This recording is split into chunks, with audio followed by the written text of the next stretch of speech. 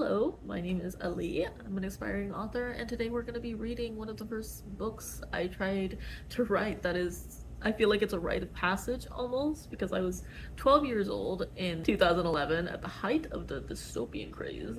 I was a huge Hunger Games fan, and I read a few other dystopian series, like I think the Maze Runner and Divergent and Delirium. So I feel like every preteen or early teen who was obsessed with these types of stories during that era at some point attempted to write their own. Enter Wattpad. So let's analyze this. I have it right here. Let's see how far my writing has gotten. I don't want it to be a thing of just horribly mocking myself because it's like I was 12, you know? I'd say it's an admirable attempt to try and write a novel at that age.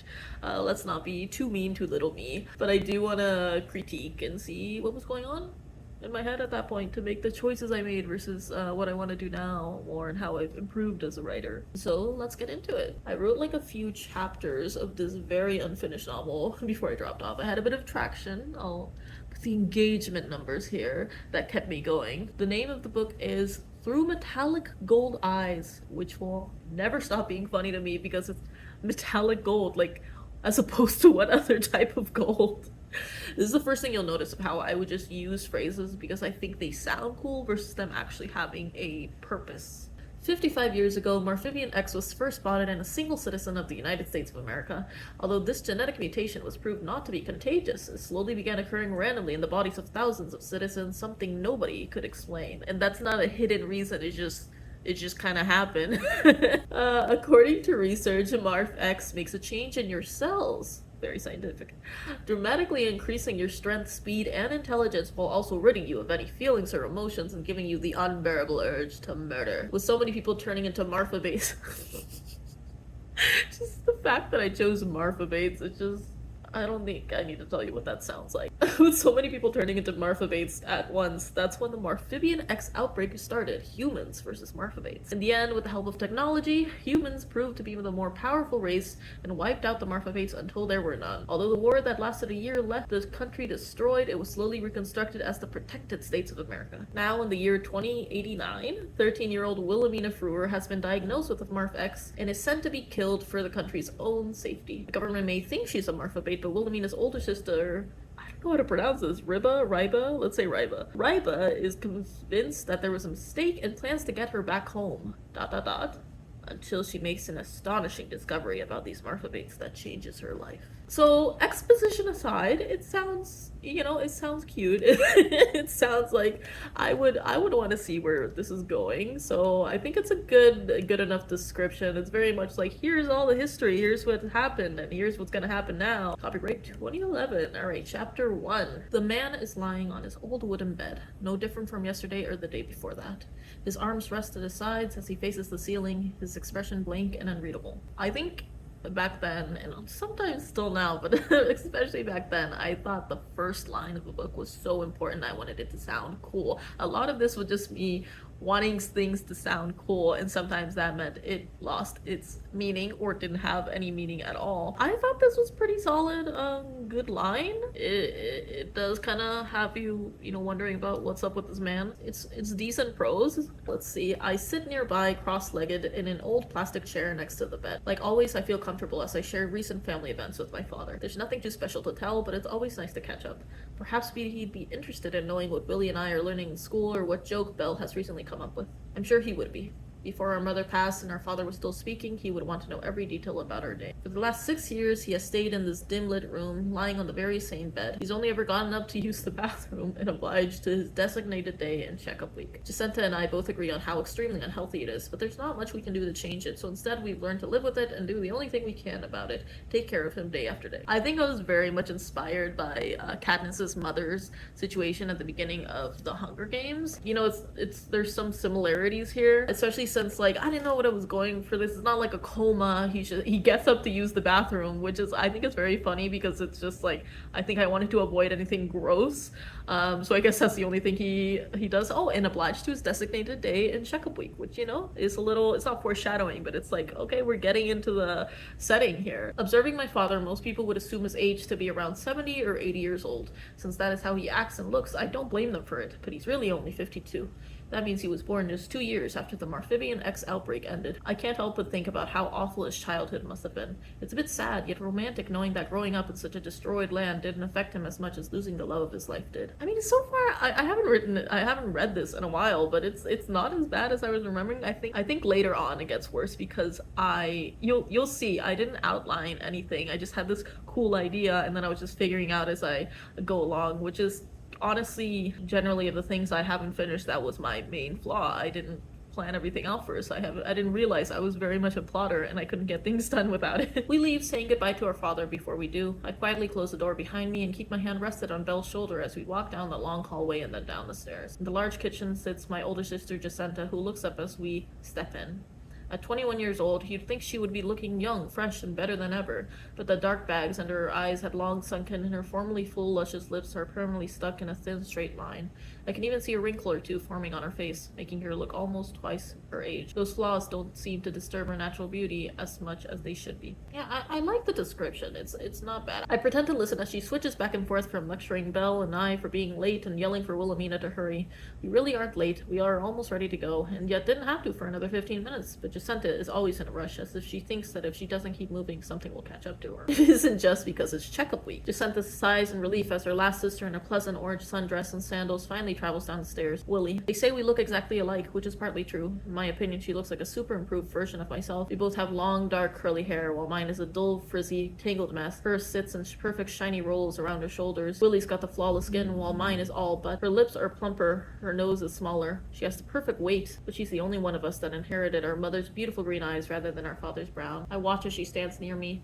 She doesn't slouch as much as I do, or at all, making it seem like we're the same height rather than me being a couple of inches taller. I straighten up a bit at that thought. Don't get me wrong, I'm not saying I'm ugly or anything. I'm not the most attractive girl out there, but I'm not a slob either. It's just that Willie looks like a model, and next to her, I'm hardly noticeable. Very much the ugly duckling, plain Jane trope going on here. But at least it's not like, oh, that's stuck up bitch, she's so pretty and I hate her. It's like, oh, here it says, I know what you're thinking, I must envy her with all my heart, but I don't. Unlike most people, she doesn't let her looks get the best of her.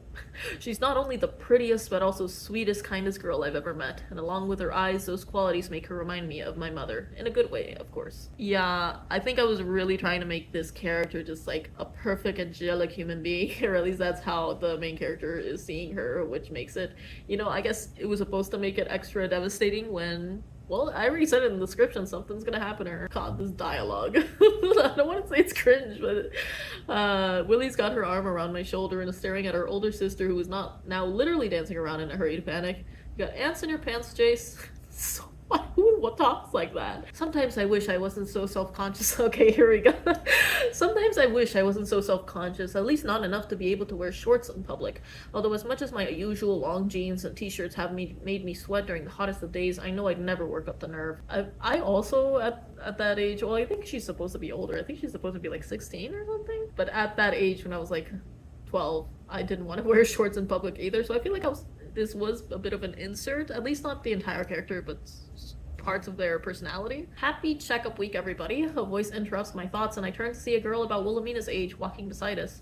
Immediately I tighten my already crossed arms and manage to turn my head just a teeny bit more towards the ground as she begins to chatter away with Willie. It must be one of her friends from school, I concur, although I've never seen this one before. There's another difference between my sister and I. While I, having always been painfully shy, prefer to be either alone or with a couple of friends, Willie seems to know everyone at school. I lift my head about an inch to look at the girl. Her dark blonde hair is flying everywhere as she bobs her head up and down. Yes, I did hear. Oh, the first day is always so busy. She isn't wrong. Since the day is the 12th, aka the first day of checkup week, children all over the state are piling together and towards the 3 buildings, that being the 3 governmental buildings placed smack dab in the center of each state of the protected states of America. There's the waiting building, where you, quite obviously, wait for your checkup to be called. The checkup building, where the general checkup of each citizen is done. And the smallest but most important one, the building of elimination, which is where you would be sent if you were said to have Marphibian X. This was horrible. Like, I'm sorry, 12-year-old me, but this was very much horrible, like, planning, I guess, or an explanation. You have a whole ass building just for the waiting, and like, there's so many people in this protected states of America, and they all go to the same 3 buildings in like the state. It's just, these are the types of logistics I didn't really think through because I wasn't really sure how they'd work. I can see the 3 buildings in a close distance. They're tall and thin, with a combination of gray and the color of rotting pumpkin. Most people like to describe it as a dark beige, though. And this is another example of me saying things because I think they sound cool. Our government thought of the idea of the monthly checkup week. Oh, here comes the exposition. Our government thought of the idea of the monthly checkup week soon after the MXO ended. Every citizen of the protected states of America over the age of 3 is obliged to attend this checkup. This checkup, however, is generally just a Marfibian X test. With so many people having to take it, it's a long process, but it must be done. Right now, we are going straight up into exposition. It starts by saying, I guess you could say I know my share about the Marfex due to general school studies, and that just kind of use that as a transition as so I can explain everything that you need to know. Explains genetic mutation, explains the whole thing we already said in the description. Well, that's what my textbook says anyway. I wouldn't actually know that much. I'm not that great of a student. It's odd because that's the kind of thing that runs in the women of this family. This girl is so self-deprecating. She's like, she's not very pretty, she's not a great student, she's shy and doesn't have many friends. I do think I was projecting a lot from how I was at this age. Since we live so close to the center, the walk here only takes about 20 minutes, which would seem like heaven to the folks who live near the borders of a state as big as mine. Dale Nos is the 3rd largest state out of all 26, much to their dismay. Then why do you only have one, like, checkup facility in the middle of it? It just doesn't make sense. Dale Nos has a population of over 3 billion citizens. I'm sorry, I don't want to keep saying it, but it just makes no sense. Almost half of those citizens are children aged 3 through 14, the age group that gets their checkup done on the first day of checkup week. They do all of that on one day of a whole week? That's just... These children need to be accompanied by at least one parent or guardian, which brings a total of approximately 2 million people at the 3 buildings today. I sigh, seeing my sister's dark eyes already drooping, mine feeling heavy as well. Don't worry, guys. In a few hours, we'll be done for the day, and we can all go home. Then there's like a line break and the rest is in italics. I wonder if they'll all be able to go home. I wish what I had said had been true, but it wasn't that easy. I dozed off for a while during the wait. The chaos must have startled me awake. It was fast and sudden and blurry and confusing, but I could just make out the small, flashing red words on the wall. Infected. The crowd was as perplexed as necessary, shifting in haste, while they created a wave of murmurs and gasps. Suddenly, all things were adding up, frightening me. The red light, the crowd's reaction in the near distance, the screams, the familiar high-pitched screams that could only be coming from the second building and could only be made by my sister. I knew, despite its slight incomprehensibility, I knew the voice could only be saying, "Help, Wilhelmina." So that was the first chapter. I think I'm gonna like sum up what happens in the next because there's like 6 of them. I don't want the video to get too long. But I do think, from what I remember, the prose gets worse. Like, at the beginning it was not that bad with the descriptions and stuff, but I do think it gets more like, and then this happens, and then this happens, and this happens. So chapter 2 starts out, she's waking up in her bed, she's like, it's clear I've been crying, and this refreshes my memory. Sounds, scenes, and conversations come to mind, ones that took place after some had calmed just a bit, and gossip began to spread upon ears. Can you believe it? Wilhelmina Frewer, the first Dale Nos citizen to be diagnosed with a Marfex since 2085, and at only 13 years old. Such a shame, such a shame. And she was a pretty one too, a spitting image of her mother. Just be glad they caught on soon enough. Imagine what kind of a monstrous creature she would have become if they hadn't gotten rid of her in due time. And then she hears her older sister Jacinta in the kitchen. Riva says, what are we gonna do about Wilhelmina? It comes out fast and clear, but now I could feel I could start crying at any minute. My throat is hurting, but I managed to choke back a sob as I wait for a response, because that's what I've been doing for the past hour, waiting for an answer, a solution, and I want it to come as quickly, as simply as possible. So when I tilt my head up and see those tenebrous eyes staring hardly at me for a second or two as her mouth opens, I'm relieved as I think for just a second it's coming, the solution to all of this. Soon it will all be over, and things will be back to normal. Until she says, nothing. I can almost feel a little part of me break inside. It didn't make sense to me when I heard it. It seemed a silly thing to say, preposterous. I recalled the last couple of seconds multiple times just to make sure I heard it right. Nothing, I repeat, testing the bitter word.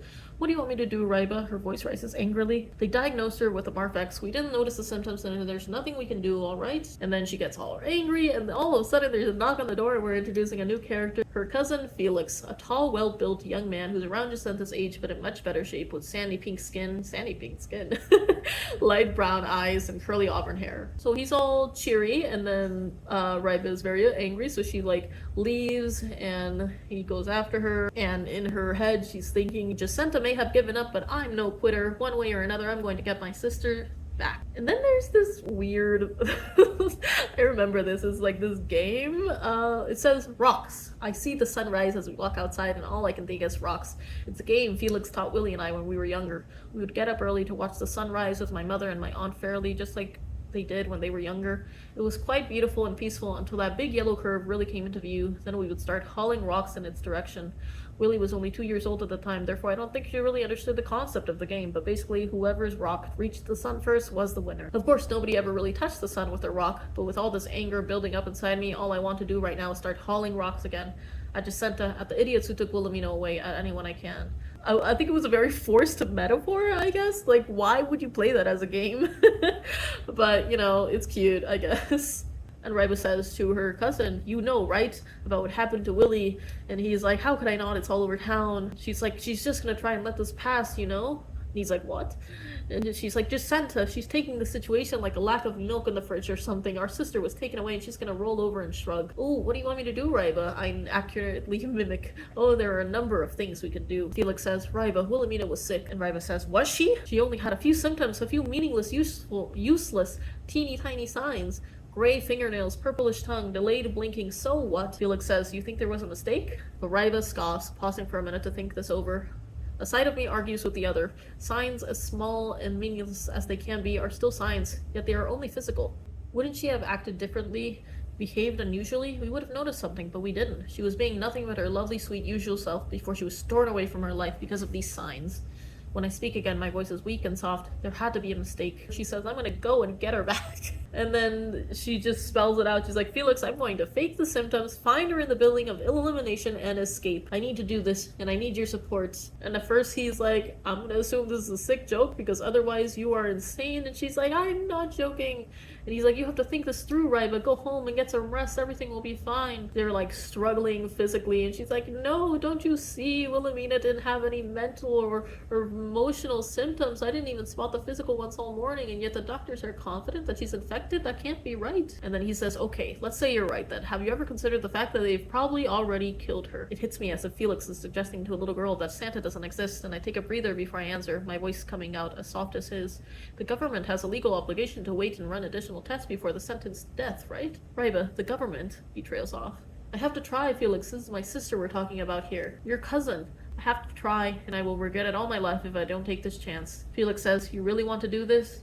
I need to. Then I will do anything I can to help you. What? This is crazy!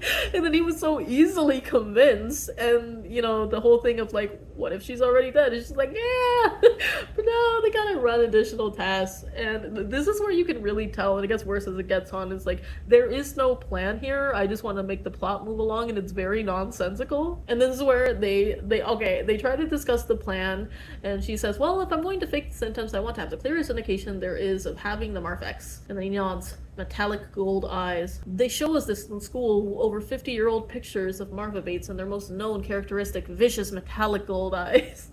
One time when I was about 8, I saw a picture of a dead Marfa Bates in Jacinta's textbook. It was only a small child, but he died with his eyes wide open, full of hatred and cruelty. He gave me nightmares for months. So they go back to his house, and Felix reveals some colored contacts, metallic gold. And Ray was like, but I thought these were illegal. And he says, not in all states. They're the kind that grow into and almost become part of your eye instantly. Cool. Huh? That's, I guess this is a new scientific thing. And Ray was like, you shouldn't have these, Felix. And Felix is like, and you shouldn't try and trick the government into thinking you're a murderous Marfa Bait. And she's like, touche. And then he's like, be careful, Raiba. She's like, I will. Ooh, and then I guess this part is kind of cute and emotional. She is sitting talking to her dad, and she's like, there's been some changes. I'm sorry we didn't talk to you last night. There was a lot going on, but that's no excuse. I think you should know what happened.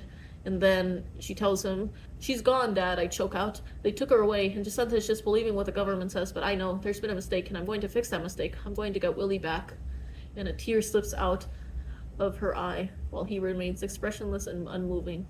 I know you may not approve of this, but I have a plan. Do you, girl? It's risky, and it's dangerous, and it's just something I have to do. I'm sorry.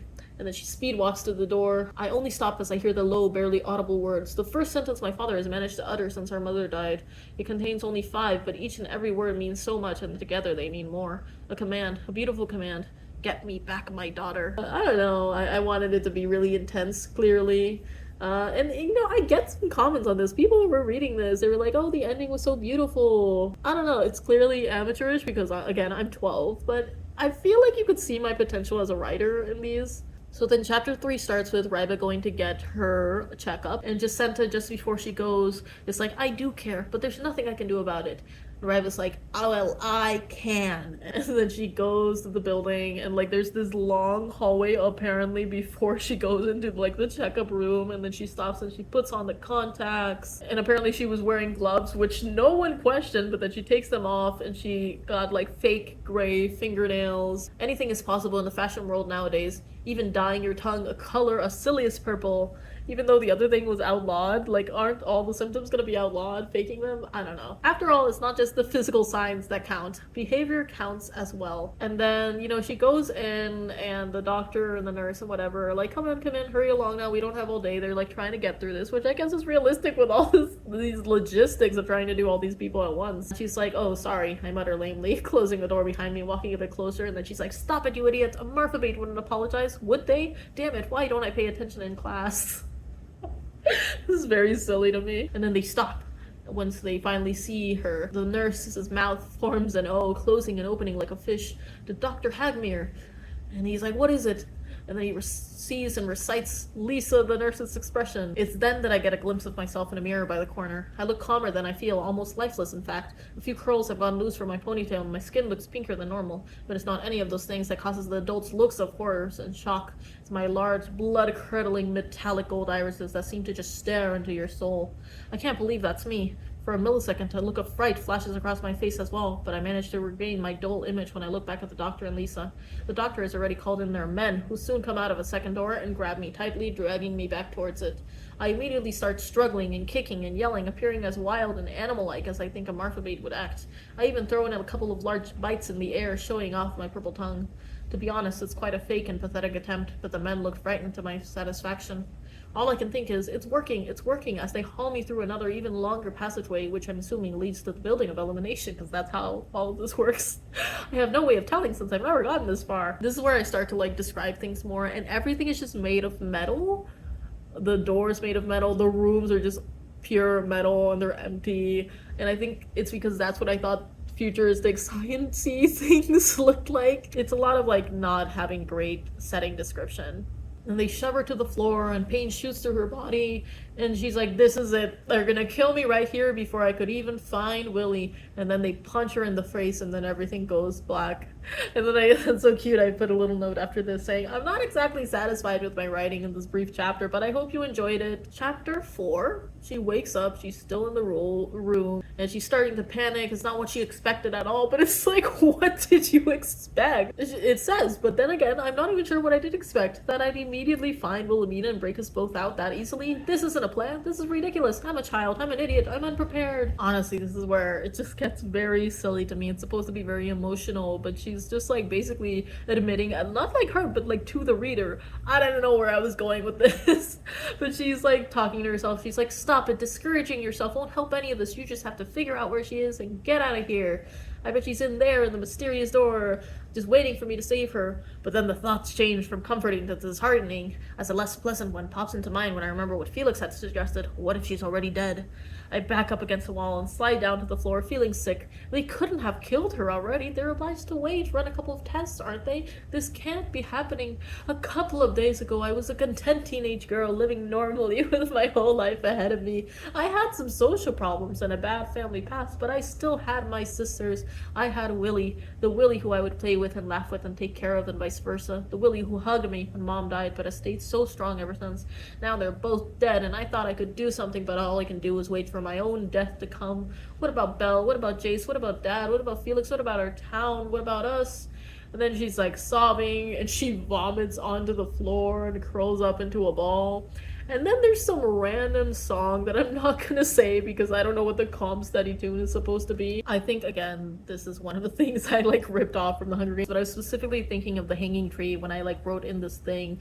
And I don't know if it was supposed to like come up later. It probably wasn't, because I am making all of this up as I go along, but I wanted, like, it sounded cool to like have a song in there to sing while she's panicking. It really had no significance, and yet I put it in anyway because I liked the hanging tree from the Hunger Games. It's pretty nonsensical. And then finally the mystery door, the mystery metal door, is flung open, and then a figure steps out with bright blue eyes and an expressionless face. And then she's like being dragged by him, and she's like, oh, I'm supposed to act like a Marfa bait, and she starts kicking and snarling and struggling and biting, and then he just bashes her against the wall. They go through the mystery door, and then they're going downstairs, and she's like, are we underground? She's referring to this guy as Blue Eyes, and he comes up later, so I don't know. I guess I just thought that was cool because, you know, don't know his name or whatever, but he has blue eyes, and the eyes are very significant in this. And then they get in this seemingly device, a metal tube about the size of a small couch with a secure circle door on each end, starting a railroad-like path straight forward. It looks so modern, yet I've never seen anything like it before. He's gonna put me in there. What is it gonna do? Maybe it'll burn me. Maybe that's how they kill the infected and get rid of their bodies. But what about the path? Maybe I'm going to be crashed into a wall, and he'll bury me with all the other dead bodies. I'm going to die. I'm going to die. I'm going to die a brutal, brutal death. And then he puts her inside and says, I'm not going to kill you. You will be taken to the Marfibian X community. I am on your side. I am one of you. Dun dun dun! And then it's chapter 5. We're getting very close to the ending, which is where I just like gave up on this project. And she tries to ask Blue Eyes, like, what did you mean when you said what you said, finally? And then he just doesn't talk and doesn't answer. He speeds the tube up, and she's like, stop that, who are you? And he's like, just wait! And he like grabs her wrist and like bends her arm and stuff, and he's like just a very violent guy. And she's like wondering in her head, okay, but like what's going on? Is he a Marfabate? But he has, you know, the blue eyes. And they finally get to wherever they're going in this like underground space, and then he pulls her in like through a dirt wall, which is apparently, it like gradually disappears, and then they go into another room, and there's a bunch of people there screaming and sobbing and begging. They're like, please, there has to be a mistake. My lawyer is going to hear about this. I will sue. I will give you all the money you want. Just don't hurt me. And then a few of them are just like silent and simply shocked, as Ryba is. I turn at the sound of my name from the gruff voice that had been introduced to me less than half an hour ago, and I feel my legs weaken when I see who Blue Eyes is speaking to. Ryba Frewer, 16-year-old female, born on the 3rd of December, year 2072 in Zenith Dalenos, carries all physical signs, none mental. The woman's metallic gold eyes seem to twinkle in a somewhat eerie passion. She nods curtly and thanks the man who is referred to as 5892174D. I'm switched from his arm to hers like a rag doll. It's not that I care. All I can focus on is figuring out exactly what's going on. A surmise begins to cook in my mind, and she starts to get like really scared seeing all these like Marfabates around. She says, a nauseous moan escapes my dry throat as I rethink the term person. I wonder if I ever tried to write something like this today, I would like put more symbolism and put more things, because I don't think I was thinking of this back then about like race, speciesism, you know, what exactly were they gonna end up being human or like having a human side? As we pass through the crowd, I see one particular individual whose voice I remember hearing before, still threatening to call her lawyer. The grown-up holding the teenager shuts her up by beating her repeatedly with bare hands. I wince with every blow before looking away to see the face of the woman whose grasp I'm in. The corners of her lips turn up slightly as she passes by calmly, eyes focused forward. Try not to do much worse than that 1283510D. Remember, they're one of us. I'm really not sure what I think it just felt very cruel to me and very futuristic that they would all just be referred to as like their number IDs, but also there was like, again, nonsensical. There was no really, I think I assigned her one too, and again, it's just like I spammed numbers onto there. They have no meaning. So she's thrown into another room. Everyone's freaking out in there, and the air is stuffy, and there's chaos, and there's not a single pair of metallic gold eyes in there. And she starts crying out, Wilhelmina, Willie, I'm here, it's me. There's a voice that says, I did nothing to deserve this, Lord. And I don't know, with the other teenager, you'll see her come back, and the religious person you keep hearing is also going to come back. So I feel like that's, you know, a decent attempt at foreshadowing these new characters. Here's this voice emerging from the before unnoticed hologram high up in the corner of the ceiling and wall. Greetings to all. The clear image represents a fit but elderly woman with eyes as golden as the numbers stitched on her black jumpsuit. The color contrasts her white hair and ghostly pale skin. She keeps her hands hung at her sides and a tight forced smile planted on her face head tilting robotically. I am Constance Mosley. I haven't read The Hunger Games in a while, but I feel like this character is also very much ripped off. I need to read it again, honestly, because it inspired me so much. Obviously, this isn't the greatest work of art, but it was a great trilogy, and I still haven't read Sunrise on the Reaping or any of the newer ones. So yeah, I need to do that again. I am Constance Mosley. I am the only living founder left in this community. Our community. She pauses, the rest of us waiting in silence. The Marphibian X community, if you haven't figured that out yet. You are all here for a reason, the figure continues. Soon you will realize, with our help, that what you think is a curse is actually a gift. It's how you're meant to be. The uninfected have no place in this world. That is why the Marphibian X community was created. She takes another interval, this time to laugh quietly under her breath. Those silly humans thought they had defeated us for good. No, insanity. They're lazy with their high-class weapons and technology. Had we as much access as they, we wouldn't have needed the time we did to build and unite this community. We are the more powerful group, and they don't even know we exist. This is why we recruit. This is why we alter the metallic gold-colored eyes and other characteristics of our most tolerant citizens and send them up to work in those useless elimination buildings. This is why the rest of us stay down here to work on our own technology and weapons better than theirs will ever be. This is why we capture anyone they find with early signs of being an Armarthibate. They keep and train them until they morph into their complete and true state. You must learn your appropriate ways in an appropriate environment. This is so, like, this dialogue is very much like, here's what everything is going on, but I'm disguising it as, like, dialogue. And all this, don't you worry, will come to good use. Because after 54 years already that we've been planning this event, after suffering the lack of human flesh to feast on for that long, our planning will soon, gradually but soon, come to an end. Soon, the Marphibian X Outbreak 2 will commence. So chapter 6 starts with 2 weeks later. Every wink of sleep I've gotten since I've arrived here has been overpowered by nightmares. The only sensation of comfort I receive in these dreams occur for 2 seconds when Wilhelmina first appears. She looks so innocent, so graceful, standing in front of the sunrise, green eyes twinkling. Those 2 seconds carry all the joy that used to exist in both our lives, and I wish they would last longer. Immediately after follows the horrifying and detailed scene of her being ripped away from my sight, her eyes pleading, the loud shrieks. That part only gets worse every time. Only when I'm lucky do I wake up after that, lying on my mattress soaked in sweat. More often than not, the nightmares continue, and at that point they're solely filled with the very creatures that have been torturing me for the past 2 weeks. Marphibates.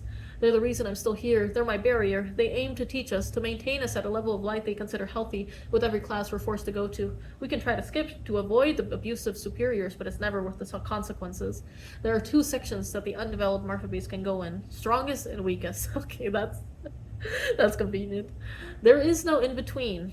I, with no muscle and the vulnerability of an ant, squarely fit into the latter category. Naturally, they prefer the strongest section, small as it may be, but overall, they hate each and every one of us. They think they're doing us a favor by keeping us here. They think by us being so undeveloped, we are strangers to our own nature. Since it seems that the less developed you are, the greater their fury against you, you'd think that I'd be one of their favorites. On the contrary, you're the worst of them all, 1921644U. Zaid Halliner had told me with disgust in his voice. You've pronounced countless disrespect towards our kind by possessing every one of our visible characteristics, yet lacking every trait that matters. You are a fake and undeserving creature. Helenar is the cruelest superior I've come upon, even putting aside the fact that he hates me with a passion. He appears most often in my dreams. Even the way he pronounces 1921644U, my identifying number, with such repugnance frightens me, and Halinar, along with most of our other supervisors, uses those words often to describe me, fake and undeserving. Imagine him knowing how accurate those words really are. Every day I fear what would happen if anybody were to find out I'm a sham. I think I haven't given up.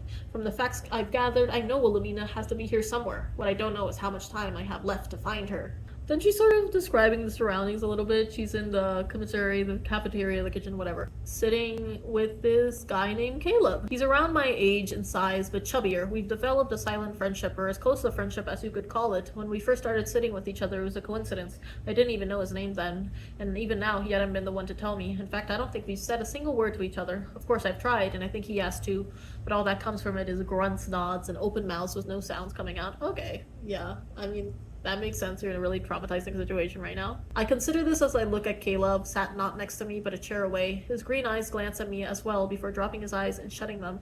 At the same time, he discreetly clasps his hands together, and I realize he's doing his morning prayer like he has every morning. I avert my eyes out of respect and continue to think, We sit together with one chair between us every day. I don't mind that. I believe we both need our space. That, of course, fails for both of us when the next person sits down in between us. I don't think too much of it at first, not even bothering to notice anything about the person other than the fact that she's wearing a gray jumpsuit like us, identifying her as an undeveloped. White or blue would have frozen me. That is, I don't think much of it until the girl speaks. Then I look up at the sound of her voice, recognizing the nasally tone. One glimpse at the perfectly straight, short, blonde hair, and I manage something between a frown and a wince. Maureen Castillo, just as I suspected. It's Badger, you know. She stares at me with wide brown eyes, looking like a lemur. I raise an eyebrow at her in confusion before my eyes trail to her wrist, a burn interrupting the sequence of dark olive skin. The meat, it's badger meat. The side of her mouth twists in an odd way as she notices me looking at the burn. That's what they did to me when I asked more than once, but eventually I got my answer. So we're sort of introducing these side characters here, and honestly, I like the dialogue, sort of. I like how they're interacting with each other. I think Caleb and this Marine girl are supposed to get together in the end, but they're sort of like not getting along right now, so I'll read this part. She smiles triumphantly, and I almost laugh at the look of disbelief on Caleb's face. This is what Marine is known for, earning the most abuse from our superiors. They can't help it, of course. I myself have felt like popping her once or twice. Oh my god, that's awful. She was the girl I had witnessed getting beaten my first day here. I can only imagine what she had been like at her school. Her numerous attempts to be a teacher's pet has been noticed and disliked by almost every superior, resulting in only more beating. They and the rest of us find her incredibly annoying, but she's never talked directly to me until now. This poor girl. Maureen continues to eat, avoiding the apparent badger meat that Caleb, on the other hand, is devouring. I myself continue to poke at it before jumping in surprise as she speaks again. Are you a vegetarian too? She inquires, eyes twitching at me as she chews on suspicious berries. I shake my head slowly, slightly annoyed by her need to continue making conversation.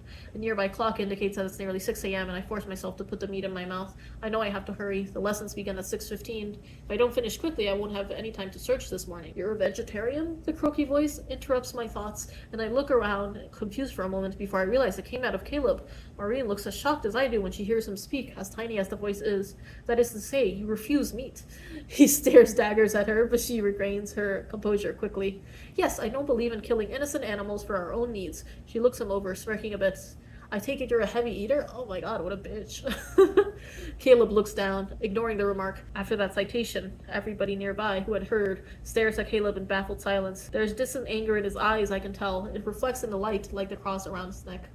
I hate to leave him at this moment, but he doesn't seem to notice as I get up. I both want to leave this awkward encounter and need to get going if I want to have time to search before the lessons start. So yeah, I don't know what I was going for this. I know I wanted this to be like a religious character, like deeply religious, and that's why he clashes with Marine, who's like this vegetarian, vegan, very I don't know, you can kind of see where I was going with these characters. And after this, at the end of the chapter, she's just like looking around and she's still being like, oh, how could I have been so stupid?